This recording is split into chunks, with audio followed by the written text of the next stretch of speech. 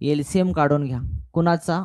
5, 6 आणि 8चा एलसीएम काढायचा आहे तुम्हाला. बरोबर आहे का रे? बघा एलसीएम किती आला? 8. 8ला मला सांगा असे पाडा म्हणत जावं लागेल तुम्हाला. पाडा म्हणत गेला ना त्यापेक्षा तुम्ही 5, 6 आणि 8 घेतलं. कितीनं भाग जातो तुमचा? 2 न भाग जातो. 5 तसं 2 त्रिक 6 2 चोक 8 4 त्रिक 12 12 पंचे 60 60 दोन्ही किती आलं? 120. एलसीएम जो आला तो एलसीएम किती आला? 120 आला. एलसीएम जो मिळाला आपल्याला तो किती मिळाला आपल्याला? 120 मिळाला. मग आपल्याला विचारले 300 ते 700च्या मध्ये 5, 6, 8 ने विभाजित होणारी संख्या कोणती? एलसीएम किती आला? 120. 120 गुणाकारामध्ये मी 1 केलं राजा 120. 120 गुणाकारामध्ये मी 2 केलं किती आलं? 240.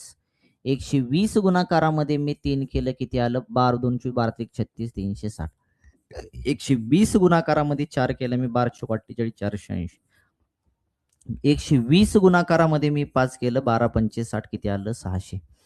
बरोबर का? 120 गुणाकारामध्ये 6 केलं 12 सकून किती आलं? 72 720. मला सांगा फक्त 300 आणि 700च्या दरम्यान येणाऱ्या संख्या घ्यायच्यात. ही ती का? नाही. 300च्या अगोदर ही ती का? नाही येणार. लक्षात ठेवा. 300च्या पुढे आहे का? आहे. लक्षात ठेवा. इथून सुरुवात झाली. आपल्याला 700 पर्यंत पाहिजे. 720 येणार का? नाही. हा त्याला 5, 6, 8 न भाग जातो. परत ते 720 घेऊ शकत नाही. पण का घेऊ शकत नाहीये? कारण ती 700च्या पुढची. आपल्याला पाहिजे 300 ते 700च्या दरम्यान. मला सांगा किती संख्या आल्या तुमच्या? फक्त 3 संख्या आल्या. 360 480 आणि 600.